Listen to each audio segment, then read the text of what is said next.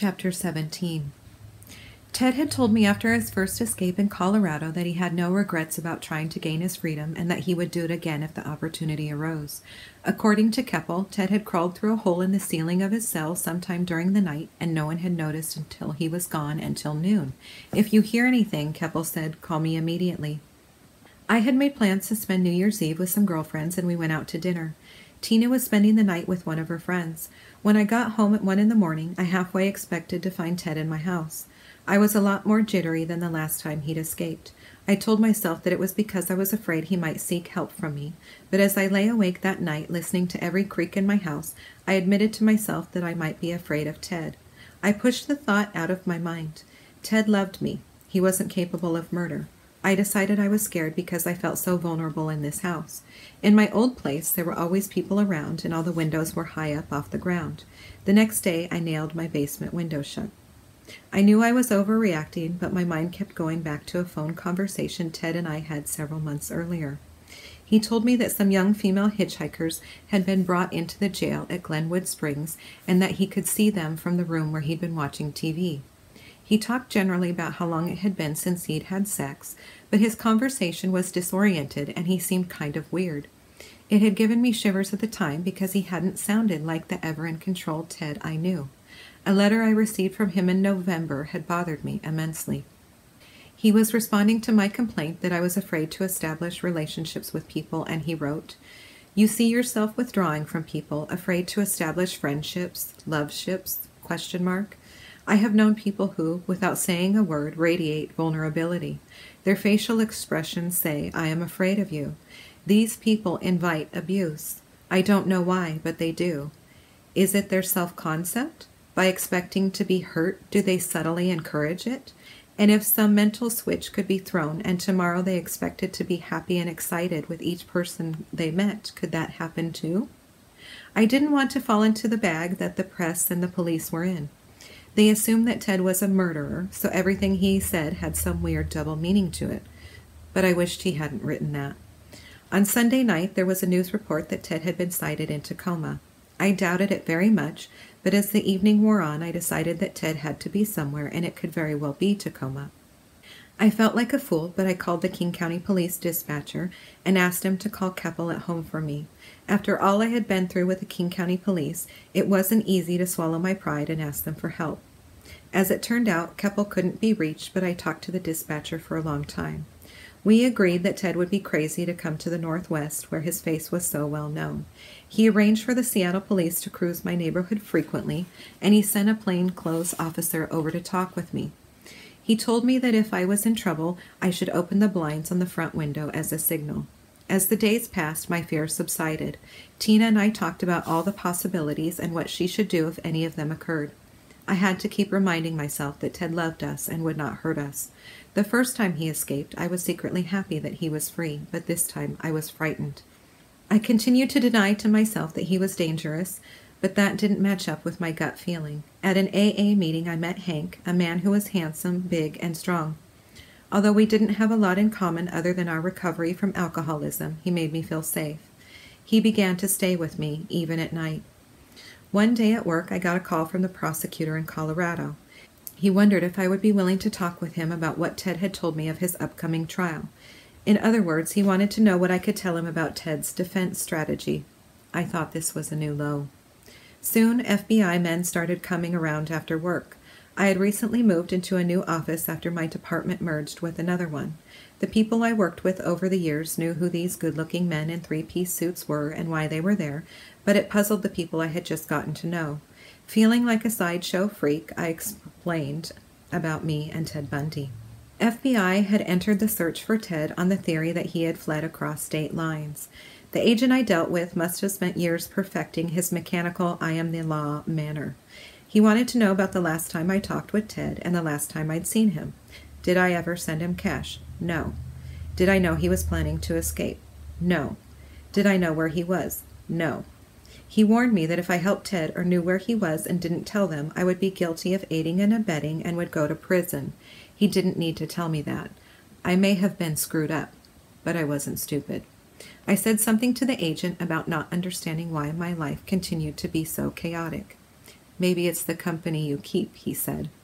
He wanted to know if he could talk with Tina. I thought that was an odd request. She didn't know where Ted was, but if he thought it would do some good, he was welcome to talk with her. He came to our house and asked me to leave the room. Later, Tina said that he asked her how she felt about Ted and if he ever touched her body or talked dirty to her. What does that have to do with finding Ted, I wondered. He asked me if he could see the last letter Ted had sent me. Ted had, for the past few months, been sending me Kathy comic strips that he clipped from the newspaper. He said Kathy reminded him of me. She had this self-centered, egomaniac boyfriend named Irving that Ted said was his Siamese twin. This last letter from Ted had several Kathy strips enclosed, and Ted had signed it Irving. The FBI agent pounced on the signature. Does he go by Irving very often? I tried to explain that he never went by the name Irving, that it was a joke, but I saw Irving go down on the FBI report as an AKA, also known as. One morning in mid-January, I picked up the newspaper and saw a picture of a frightened woman peering out of a gap in the drawn drapes of her sorority house. The story said an intruder had raped and murdered 2 young women and beaten 2 others as they slept in their beds at the Florida State University in Tallahassee.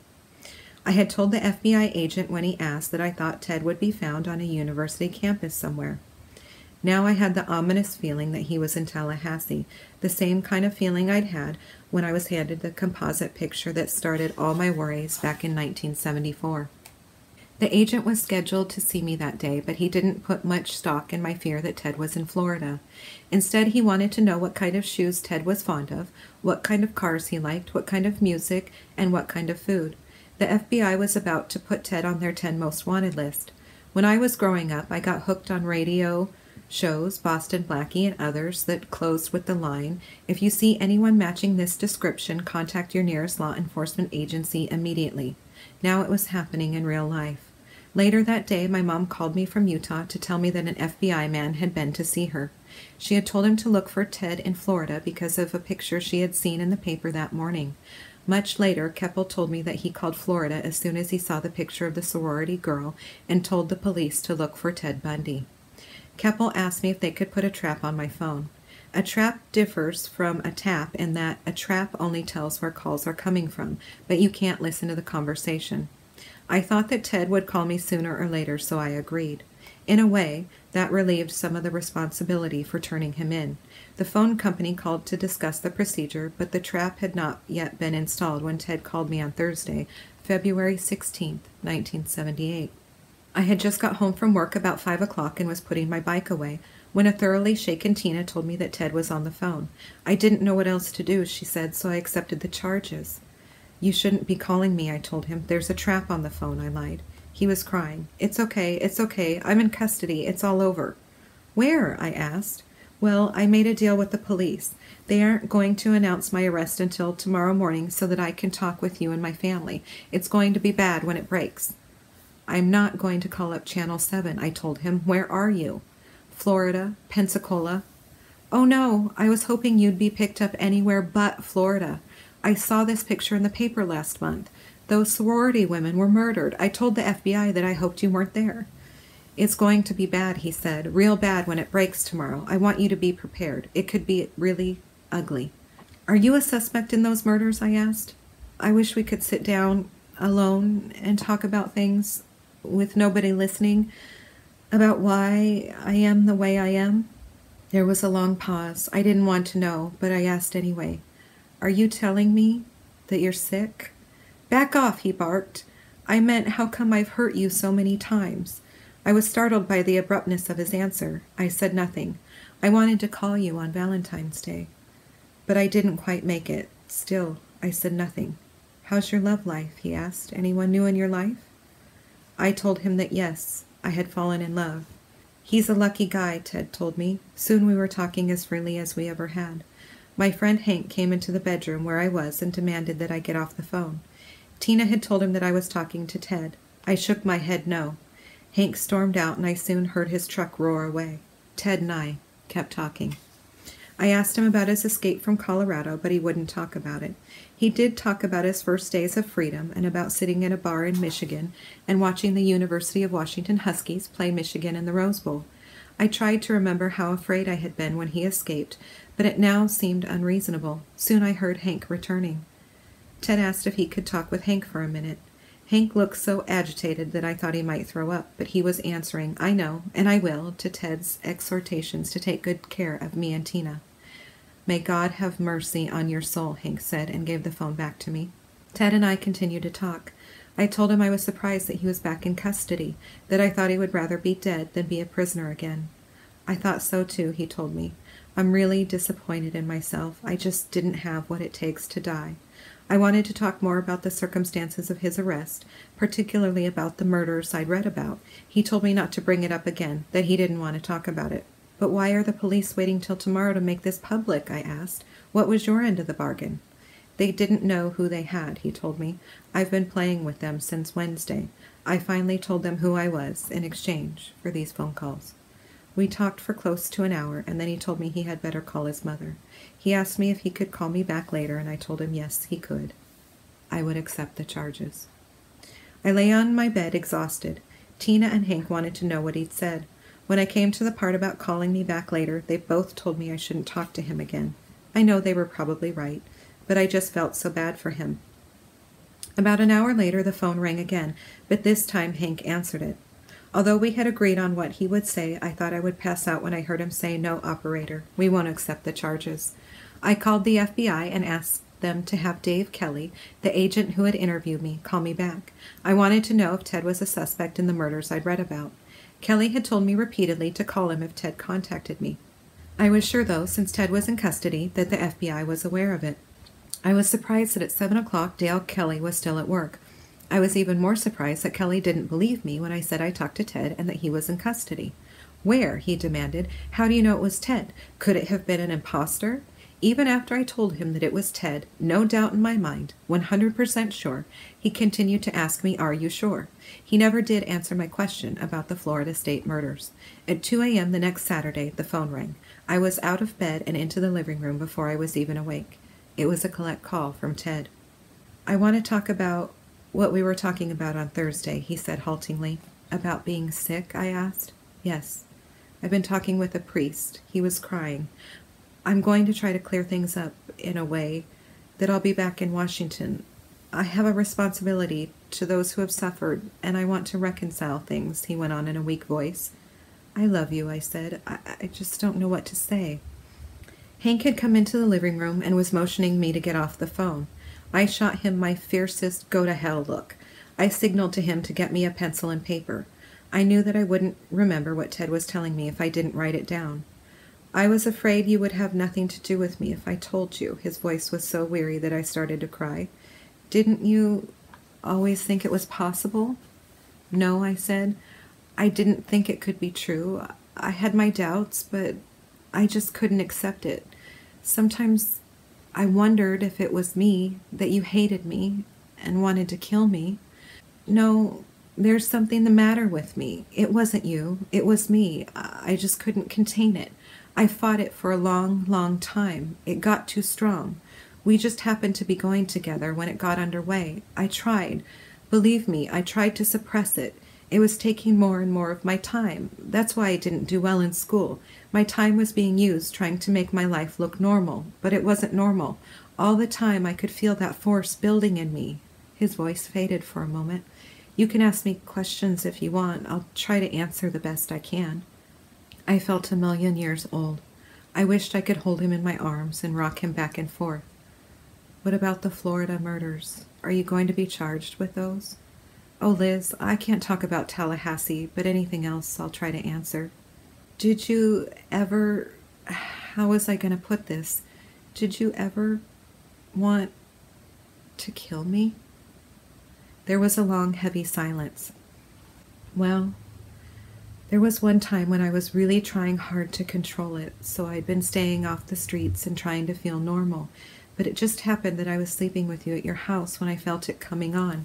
I closed the damper so the smoke couldn't go up the chimney, and then I left and put a towel in the crack under the door so the smoke would stay in the apartment. I remembered that night well. I had been pretty drunk by the time we climbed into the hide-a-bed in front of the fireplace. I woke up briefly as Ted was leaving, and he told me he was going back to his house to get a fan because the fireplace was backed up. I had sleepily pulled the covers over my head because I couldn't breathe. But soon I couldn't breathe under the covers either. My eyes were running and I was coughing. I jumped out of bed and threw open the nearest window and stuck my head out. After I had recovered some, I opened all the windows and doors and broke up the fire the best I could. I had gotten on Ted the next day for not coming back with the fan. As he told me now that he had wanted me to die that night, I almost didn't believe him. It didn't fit in with the murders. I thought that maybe he wasn't willing to talk about any more serious attempts to kill me. I told him that I sometimes wondered if he used me to touch base with reality, like the night Carol Durant was kidnapped and Debbie Kent vanished and he called me at midnight, or taking me out for hamburgers after what happened at Lake Sammamish. Yeah, that's a pretty good guess, he said. It's like it's over. I don't have a split personality. I don't have blackouts. I remember everything I've done, like Lake Sammamish. We went out to Farrell's for ice cream after eating hamburgers. It wasn't like I had forgotten or couldn't remember.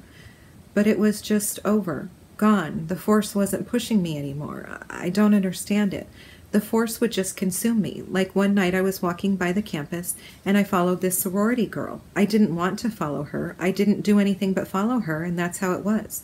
I'd be out late at night and follow people like that. I'd try not to, but I'd do it anyway. What about Brenda Ball? I remember you took my family and me out for pizza that night and then hurried away only to be late for Tina's baptism the next day. Is that where you were? He mumbled something that I couldn't understand and then said, It's pretty scary, isn't it? But the police are saying that the murder started in 1969. That's the year we met. What was it that made it start in 69? The police are years off, he told me. I thought, if you ever got free, you'd never so much as jaywalk to stay free. And now, this in Florida? I know, me too. I loved my freedom, but I have a sickness, a disease like your alcoholism. You can't take another drink, and with my sickness, there is something that I just can't be around, and I know it now. I asked him what that was, and he said, Don't make me say it. Throughout the conversation, he kept telling me that I never needed to worry about Tina or myself. He talked of his responsibility to society, and again of arranging things so that he would be back in Washington State. I told him that I wouldn't be able to visit him in prison except once or twice. He said he wished things were different. I told him I thought he was doing the right thing and that I would pray for him, and we hung up. I sat on the living room floor, huddled in the Afghan that Mom made for me. I stared at the floor while scenes of the good times and of the bad times played in my mind like a desolate slideshow. I had prayed for so long to know, and now the answer killed a part of me. I didn't learn until later that Ted would be charged with murdering Kimberly Leach, a 12-year-old girl, the same age as Tina. I thought of Ted's assurances that I never needed to worry about me or Tina. I didn't understand Ted Bundy, and I never will. Chapter 18. Mount St. Helens erupted in 1980, and one picture of the destruction it caused stays in my mind. Most of the trees had been blown over and burned clean by the blast. The few that remained standing had no branches. The ground was covered with gray ash and mud. The sky matched the ground. I looked at that black, desolate scene and thought, that looks like I felt when I finally knew that Ted was a murderer. How could anyone believe that these things could happen? The fury of the eruption of this beautiful mountain had destroyed everything in its path.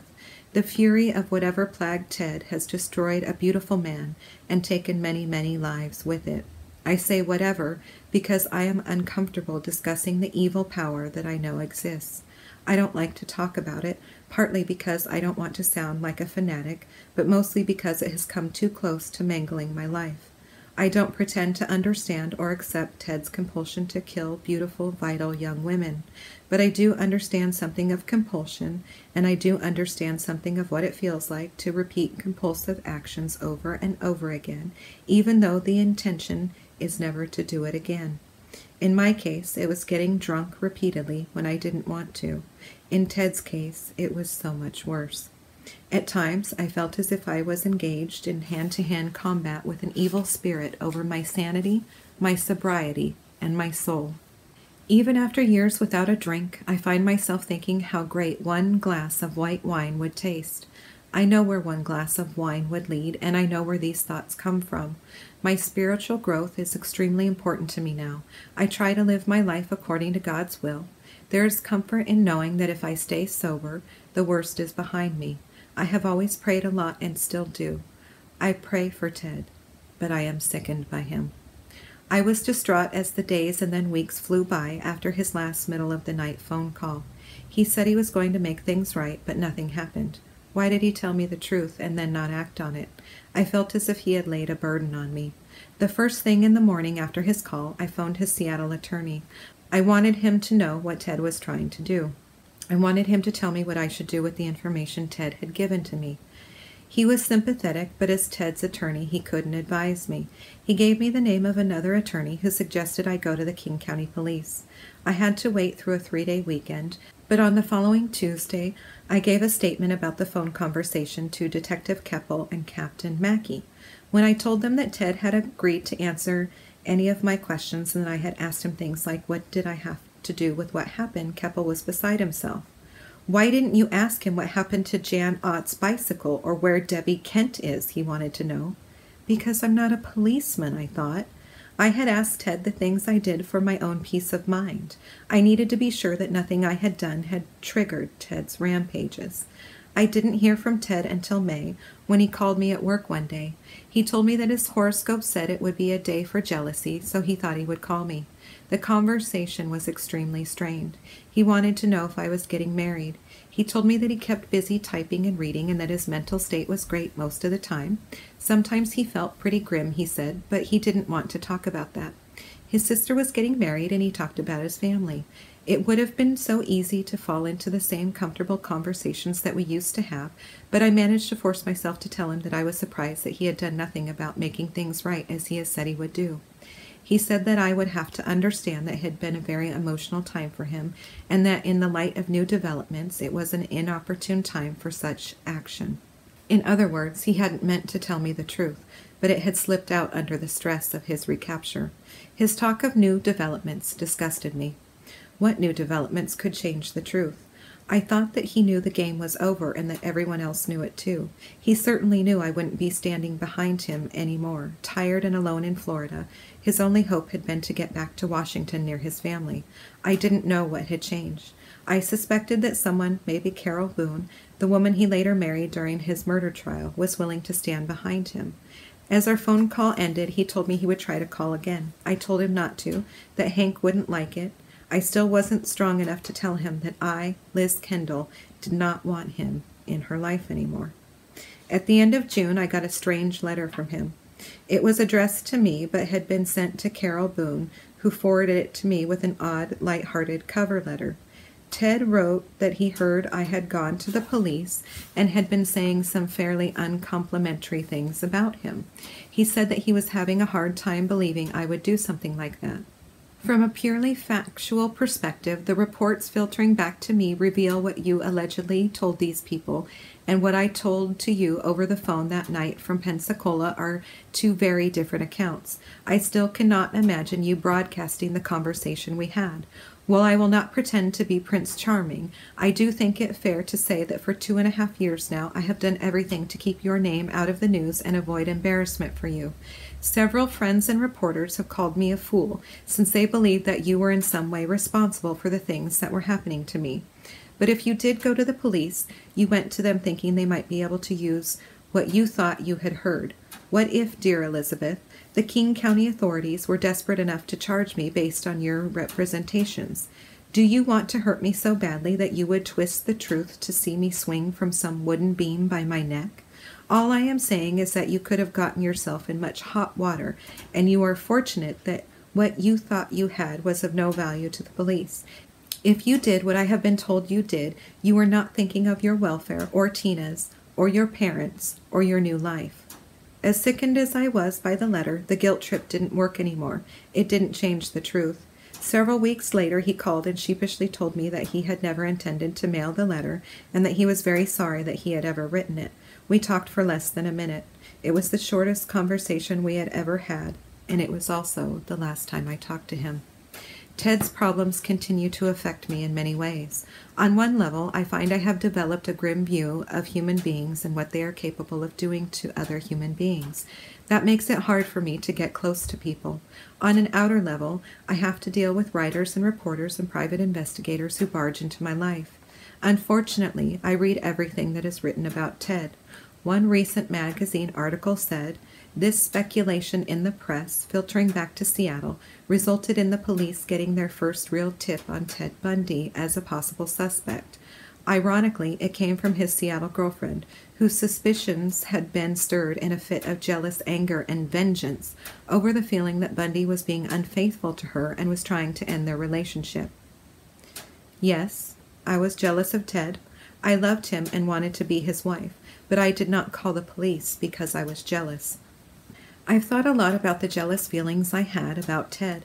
I was so insecure when I met him, my self-esteem rocked by a series of setbacks going back to my freshman year in college, the same time when I began discovering the pleasure of alcohol. I hated being divorced. I wanted a stable, loving home for my daughter and the other kids who would come along. I handed Ted my life and said, "Here, take care of me." He did in a lot of ways, but I became more and more dependent upon him. When I felt his love, I was on top of the world. When I felt nothing from Ted, I felt that I was nothing. But the fuel that fed my jealousy was his inconsistent treatment of me. We would be getting along fine, and then a door would slam, and I would be out in the cold until Ted was ready to let me back in. I'd spend hours trying to figure out what I had done or said that was wrong, and then suddenly he would be warm and loving again, and I would feel needed and cared for. In that middle-of-the-night phone call from Florida, Ted told me that he tried to stay away from me when he felt the power of his sickness building in him. I wondered if those times coincided with the times I felt so left out, felt that he was hiding something from me. I suspected it was other women, and it often was, but he was also hiding a terrible secret. He loved life and enjoyed it to the fullest. The tragedy is that this warm and loving man is driven to kill.